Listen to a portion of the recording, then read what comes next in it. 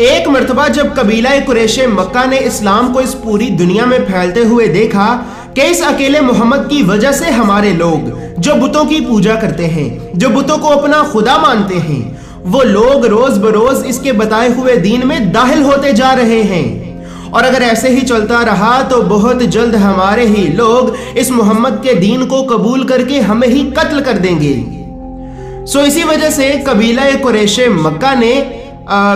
قبیلہ قریش مکہ وہ قبیلہ ہے، وہ خاندان ہے کہ جس قبیلے نے اپنی ساری زندگی اس کام کے لیے لگا دی کہ کسی نہ کسی طرح اس محمد کے بتائے ہوئے دین کو جھوٹا ثابت کیا جائے اور اس کے دین کا نام و نشان اس دنیا کی صفحہ ہستی سے مٹا دیا جائے۔ یہ وہی قبیلہ تھا کہ جو قبیلہ اپنی ساری زندگی مکہ میں رہ کے اسلام کے خلاف سازشیں کرتا رہا، اور اسی قبیلے کی انہی سازشوں کی وجہ سے ہی ہمارے نبی حضرت محمد مصطفیٰ صلی اللہ علیہ وآلہ وسلم کو نہ چاہتے ہوئے بھی مکہ سے مدینہ کی طرف ہجرت کرنا پڑی۔ اسی وجہ سے قبیلہ قریش مکہ نے حضرت محمد مصطفیٰ صلی اللہ علیہ وآلہ وسلم اور دین اسلام کو جھٹلانے کے لیے، یعنی کہ جھوٹا ثابت کرنے کے لیے، اپنے سارے قبیلے میں سے 3 عقل مند لوگوں کو باہر نکالا اور ان 3 عقل مند لوگوں کو نجران کے عالم یہودیوں کی طرف بھیجا کہ جاؤ نجران، اور نجران جا کر نجران کے عالم یہودیوں سے وہ علم، وہ باتیں اور وہ علوم سیکھ کر آؤ کہ جن علوم کے ذریعے ہم محمد اور محمد کے دین کو جھوٹا ثابت کر سکیں۔ اسی طرح وہ 3 عقل مند لوگ سرزمین مکہ سے سرزمین نجران میں پہنچے۔ نجران ایک شہر کا نام ہے اور یہ شہر موجودہ دور میں سعودی عربیہ میں موجود ہے۔ اسی طرح جب وہ 3 عقل مند لوگ سرزمین مکہ سے سرزمین نجران میں پہنچے تو سرزمین نجران میں پہنچنے کے بعد وہاں پر ان 3 عقل مند لوگوں کی ملاقات نجران کے سب سے بڑے یہودی عالموں سے ہوئی۔ تو وہاں کے یہودی عالموں نے ان 3 عقل مند لوگوں کو 3 سوال بتائے اور کہا کہ جاؤ اور جا کر محمد سے یہ 3 سوال کرو، اور اگر محمد ان 3 سوالوں کا صحیح جواب دیتا ہے تو یہ سمجھ لینا کہ وہ ایک سچا نبی ہے، اور جب وہ ان 3 سوالوں کا صحیح جواب دے دے گا تو تم پھر اس سے ایک اور 4تھا سوال کرنا، اور اگر محمد تمہارے اس 4تھے سوال کا بھی جواب دیتا ہے تو پھر یہ سمجھ لینا کہ وہ ایک جھوٹا نبی ہے، کیونکہ ہماری کتاب اور ہمارے علم کے مطابق اس 4تھے سوال کا جواب صرف اور صرف اللہ کی پاک ذات کے علاوہ اور کوئی نہیں جانتا، حتیٰ کہ وہ آخری نبی بھی نہیں جانتا کہ جس کا ذکر ہماری کتابوں میں موجود ہے۔ اسی طرح ان 3 عقل مند لوگوں نے یہ کچھ سوالات اپنی کتاب میں لکھے اور واپس قبیلہ قریش مکہ کی طرف لوٹ گئے۔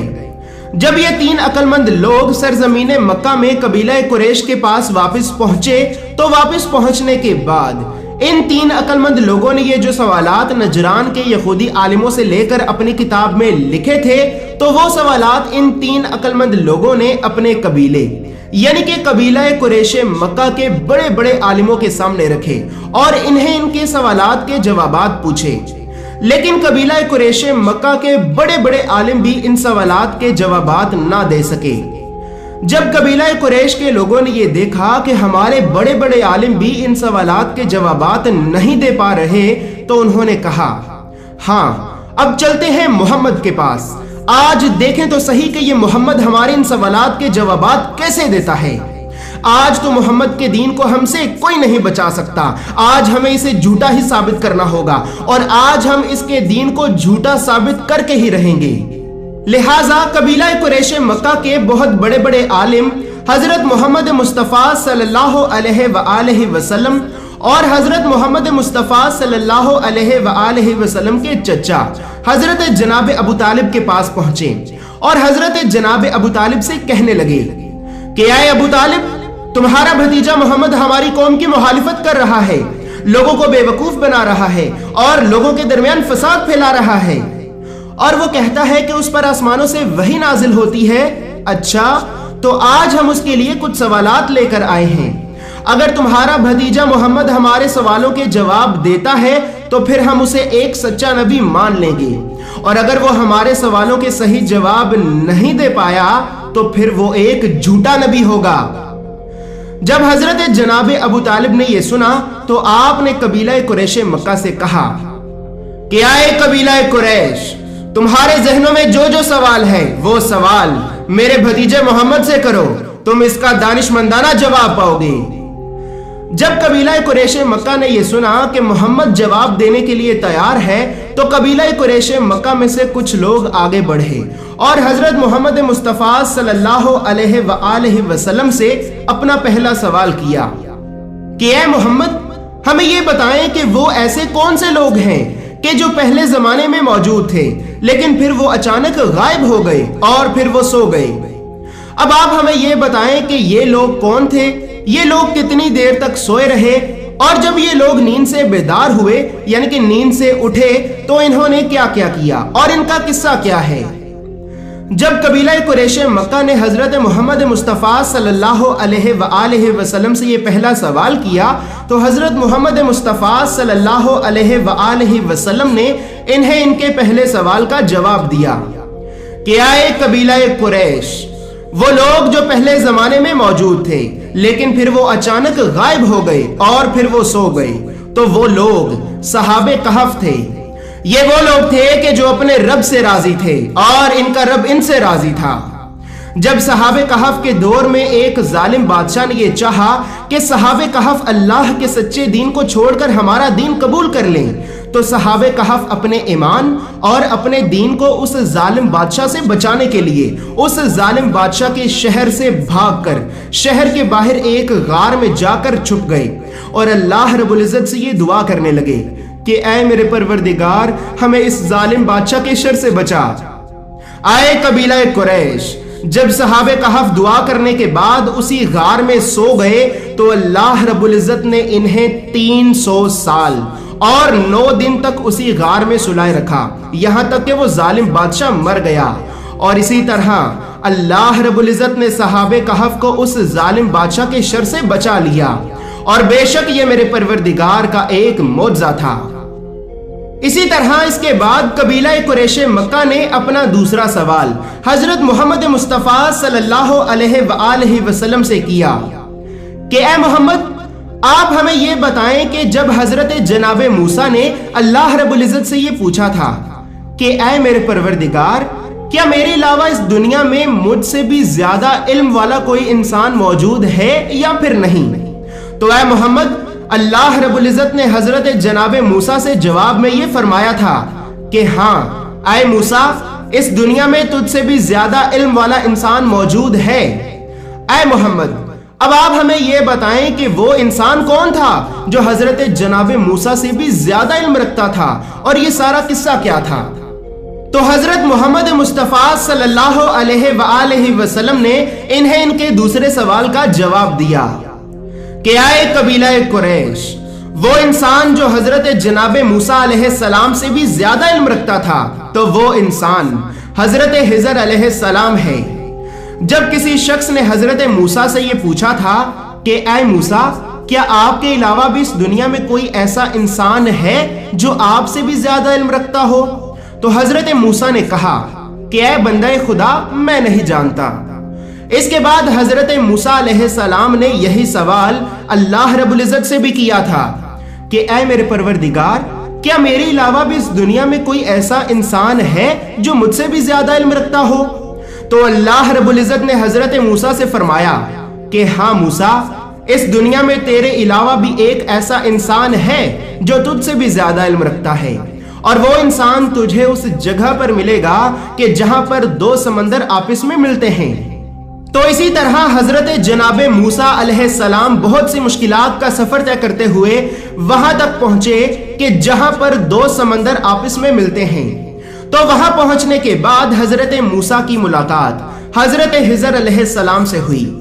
تو جب حضرت موسیٰ حضرت خضر سے ملے تو حضرت موسیٰ نے حضرت خضر سے نہایت ہی ادب اور احترام سے پوچھا کہ اے جناب خضر، کیا میں آپ کے ساتھ کچھ وقت گزار سکتا ہوں تاکہ اللہ رب العزت نے جو علم آپ کو عطا کیا ہے اس علم میں سے کچھ علم میں بھی حاصل کر لوں؟ تو حضرت خضر علیہ السلام نے فرمایا کہ اے موسیٰ، آپ صبر نہیں کر پائیں گے۔ تو حضرت موسیٰ علیہ السلام نے کہا کہ اے جناب خضر، انشاءاللہ آپ مجھے صبر کرنے والوں میں سے پائیں گے، اور میں خاموشی سے ہی آپ کے ساتھ بس چلتا رہوں گا۔ तो इसी तरह हजरत मूसा और हजरत हिजर दोनों इकट्ठे सफर पर रवाना हुए। हजरत मूसा और हजरत हिजर दोनों इकट्ठे कश्ती पर सफर कर ही रहे थे कि अचानक हजरत हिजर ने कश्ती में एक बहुत बड़ा सुराख कर दिया। ये देखकर हजरत मूसा ने कहा कि ए हिजर, ये आपने क्या किया? क्या आप इन गरीब लोगों की कश्ती को डुबोना चाहते हैं? तो ये सुनकर हजरत हिजर अलैहिस्सलाम ने कहा कि ए मूसा, मैंने आपसे कहा था कि आप सब्र नहीं कर पाएंगे। तो इसी तरह हजरत मूसा और हजरत हिजर कश्ती से उतरे और कश्ती से उतरकर आप दोनों ने एक बस्ती की तरफ सफर करना शुरू कर दिया। अभी आप दोनों उस बस्ती की तरफ जा ही रहे थे कि हजरत हिजर ने रास्ते में ही एक नौजवान बच्चे को कत्ल कर दिया। जब हजरत मूसा ने यह देखा कि हजरत हिजर ने एक नौजवान बच्चे को बिना किसी गलती के कत्ल कर दिया है, तो हजरत मूसा ने हजरत हिजर से कहा कि ए हिजर, आपने ये क्या किया? आपने इस बेचारे बच्चे को बिना किसी गलती के कत्ल कर दिया। इसने तो आपका कुछ नहीं बिगाड़ा था। तो हजरत हिजर अलैहिस्सलाम ने कहा कि ए मूसा, मैंने आपसे कहा था कि आप सब्र नहीं कर पाएंगे। तो हजरत मूसा ने हजरत हिजर से कहा कि ए हिजर, अब मैं आपसे कोई भी सवाल नहीं करूंगा, और अगर अब मैंने आपसे कोई भी सवाल किया तो आप मुझे अपने साथ ना रखिएगा। तो इसी तरह हजरत मूसा और हजरत हिजर सफर करते करते एक ऐसी बस्ती में जा पहुंचे कि जहां पहुंचने के बाद आपको बहुत जोरों की भूख लग गई। तो आपने उस बस्ती के लोगों से खाने के लिए कुछ मांगा, लेकिन उस बस्ती के लोगों ने आपको खाने के लिए कुछ भी ना दिया। इसी तरह हजरत मूसा और हजरत हिजर उस बस्ती से निकल ही रहे थे कि हजरत हिजर ने एक टूटी हुई गिरने वाली दीवार देखी। तो हजरत हिजर ने उस दीवार को दोबारा तामीर किया और गिरने से बचा लिया। जब हजरत मूसा अलैहिस्सलाम ने यह देखा कि इन लोगों ने तो हमें खाने के लिए भी कुछ नहीं दिया और हजरत हिजर तो इन लोगों की टूटी और गिरी हुई दीवार बनाकर इन पे उल्टा एहसान किए जा रहे हैं, तो हजरत मूसा ने हजरत हिजर से पूछा कि ए हिजर, पहले आपने कश्ती में सुराख करके उन बेचारे गरीब लोगों का नुकसान किया, फिर आपने एक बेचारे बच्चे को बिना किसी गलती के कत्ल कर दिया। उस कश्ती वाले ने और उस बेचारे बच्चे ने तो हमारा कुछ नहीं बिगाड़ा था, लेकिन आपने उनका नुकसान किया। और इधर इन बस्ती वालों ने तो हमें खाने के लिए कुछ खाना भी नहीं दिया, और आप इन पे उल्टा एहसान किए जा रहे हैं और इनकी मदद किए जा रहे हैं। तो हजरत हिजर अलैहिस्सलाम ने कहा कि ऐ मूसा,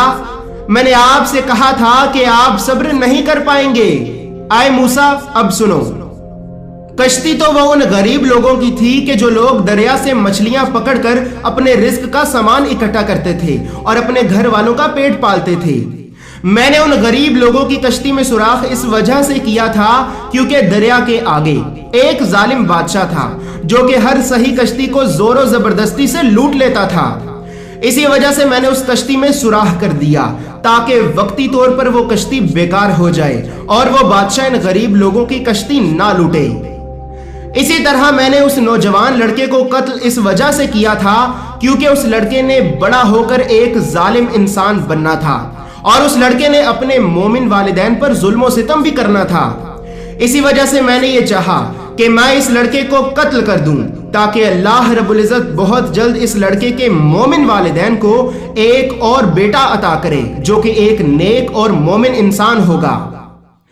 इसी तरह मैंने वो टूटी हुई दीवार इस वजह से दोबारा तामीर की क्योंकि उस बस्ती में एक मोमिन इंसान के 2 यतीम बच्चे भी रहते थे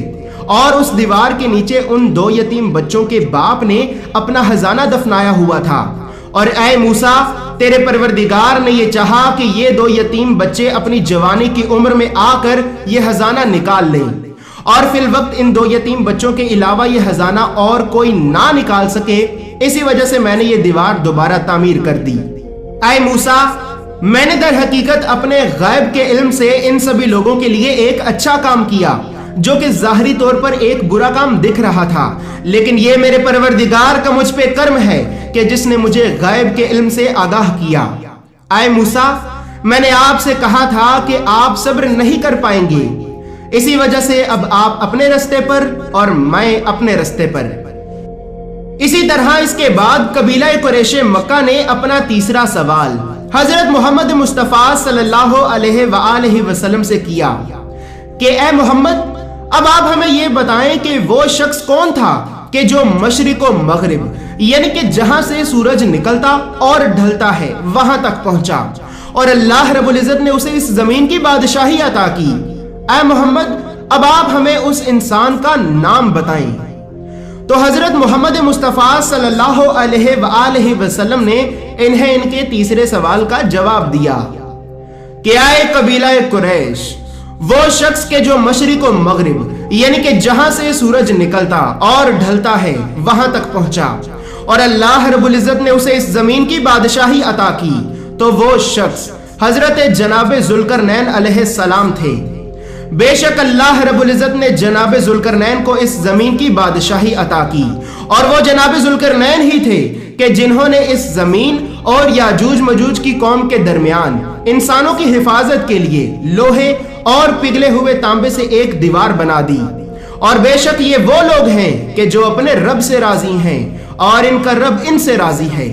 جب قبیلہ قریش مکہ کے ان عالم اور عقل مند لوگوں نے یہ دیکھا کہ محمد ایک ایک کر کے ہمارے سوالوں کا صحیح جواب دیے جا رہا ہے، تو قبیلہ قریش کے لوگوں نے نہایت ہی ادب اور احترام سے کہا کہ اے محمد، اگر آپ نے ہمارے اس آخری سوال کا صحیح جواب دے دیا تو ہمارا قبیلہ آپ کو نبی مانے یا نہ مانے، ہم آپ کو اللہ کا سچا نبی مان لیں گے۔ اے محمد اب آپ ہمیں یہ بتائیں کہ قیامت کب قائم ہوگی؟ ویورز، یہاں پر یہ بات یاد رہے کہ نجران کے یہودی عالموں نے قبیلہ قریش کے ان 3 عقل مند لوگوں سے یہ کہا تھا کہ اگر محمد تمہارے آخری سوال کا اپنے سے ہی جان بوجھ کر کوئی من گھڑت جواب دیتا ہے تو یہ سمجھ لینا کہ وہ ایک جھوٹا نبی ہے۔ سو ویورز، قبیلہ قریش کے وہ لوگ یہ سوچ رہے تھے کہ محمد نے تو ہمیں پہلے ہی ہمارے 3 سوالوں کا جواب دے دیا ہے، اب آخری سوال کا بھی کوئی نہ کوئی جواب تو دے گا۔ تو اسی طرح حضرت محمد مصطفیٰ صلی اللہ علیہ وآلہ وسلم نے انہیں ان کے آخری سوال کا جواب دیا کہ اے قبیلہ قریش، میرا پروردگار مجھ سے یہ کہتا ہے کہ اے میرے حبیب، یہ جو لوگ آپ سے قیامت کے بارے میں سوال کرتے ہیں کہ قیامت کب آئے گی، تو آپ ان سے کہہ دیجئے کہ قیامت کا علم تو صرف اللہ کے پاس ہے اور وہی اسے وقت پر ظاہر کرے گا۔ اسی طرح اس کے بعد جب قبیلہ قریش کے ان لوگوں نے یہ دیکھا کہ محمد مصطفیٰ صلی اللہ علیہ وآلہ وسلم نے ہمارے سبھی سوالات کے صحیح جواب دے دیے ہیں، تو ان سبھی بڑے بڑے عالموں اور عقل مند لوگوں کی زبان سے یہ نکلا کہ لا الہ الا اللہ محمد رسول اللہ، بے شک اللہ کے سوا کوئی عبادت کے لائق نہیں اور محمد صلی اللہ علیہ وآلہ وسلم اللہ کے رسول ہیں۔